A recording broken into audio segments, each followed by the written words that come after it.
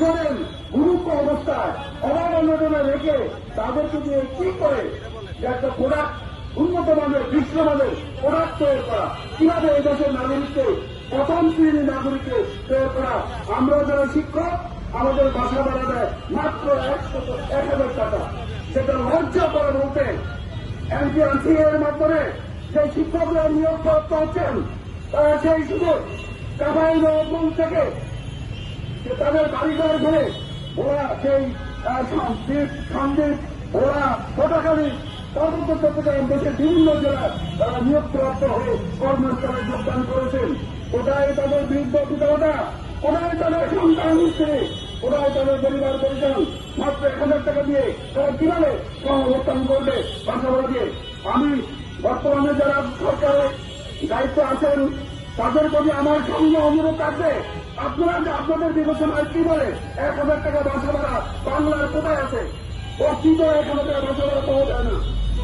আপনারা দেখছেন মুসলমানদের জন্য 2টি উৎসব আছে, ঈদুল আজহা, ঈদুল ফিতর, মাত্র 3 থেকে 5,000 টাকার মধ্যে ঈদুল আজহার মতন এটি কোরবানি ঈদে কিভাবে এই ঈদুল আজহা উদযাপন করে, অর্থাৎ শিক্ষকদেরকে কিভাবে তারা দলিয়ে রাখবে, শিক্ষকদের কিভাবে অবদস্থ করবে, শিক্ষকদেরকে কিভাবে মাঝা দলিয়ে রাখবে, এই হল তাদের পরিকল্পনা। তবে আমি বর্তমান সরকারের যে বৈষম্যহীন সরকার, যে অন্তর্বর্তীকালীন সরকারের প্রধান উপদেষ্টা প্রফেসর ডক্টর মোহাম্মদ ইউনূস স্যারের, তিনি নিজে একজন শিক্ষক এবং বর্তমানে যে আমাদের শিক্ষা উপদেষ্টা আছেন তারও একজন শিক্ষক। 19 তারিখে আমরা ডিজি মহোদয়ের কাছে সাক্ষাৎ করার জন্য গিয়েছিলাম। ডিজি মহোদয় তারা বলেছেন আমার দাদা একজন শিক্ষক, বাবাই শিক্ষক, চাচা শিক্ষক, আমিও শিক্ষক ছিলাম। শিক্ষকের মর্যাদা আমরা বুঝি, শিক্ষকের মর্যাদা বোঝেন মাত্র 25% উচ্চ ভাতা দিয়ে, 1,000 টাকা বাসা ভাড়া দিয়ে, 500 টাকা চিকিৎসা ভাতা দিয়ে কিভাবে সম্ভব? আমি সবিনয় অনুরোধ করব, আমাদের একমাত্র দাবি জাতীয়করণ। জাতীয়করণ ছাড়া আমরা এই প্রেস ক্লাব থেকে যাব না। প্রেস ক্লাবে আমরা অবস্থান করব 2018 সালের মতন আমরা লাগাতার কর্মসূচি দিয়ে এই প্রেস ক্লাবের ময়দানে দিনের পর দিন একটানা 19 দিন দেখেছিলাম। সেই সুযোগ আমরা মনে নেই।